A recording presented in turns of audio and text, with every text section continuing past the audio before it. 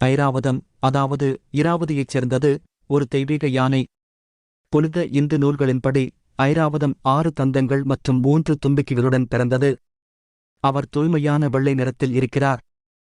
சில புராணங்கள் ஐராவதம் 10 தந்தங்கள், 5 தும்பிக்கைகள் மற்றும் 10 பற்களுடன் பிறந்ததாக கூறுகின்றன, ஒவ்வொன்றும் 10 திசைகளைக் குறிக்கும். அவருக்கு 3 அல்லது 5 தலைகள் இருந்தன, ஆனால் இன்னும் அவர் மிகவும் சாதாரணமாகத் தெரிந்தார்.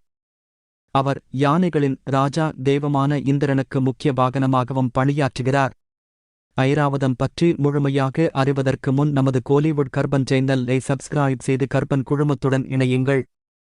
இந்த ஐராவதம் ஆப்ரமதங்கா என்றும் அழைக்கப்படுகிறது, அதாவது மேகங்களின் யானை, நாகமல்ல, அதாவது சண்டை யானை, மற்றும் அர்கசோதர, அதாவது சூரியனின் சகோதரர். அப்ரமு என்பது ஐராவதத்தின் யானை மனைவி. ஐராவதரும் ஐராவதியின் 3வது மகன் ஆவார். மகாபாரதத்தில் அவர் ஒரு பெரிய பாம்பாக பட்டியலிடப்பட்டுள்ளார்.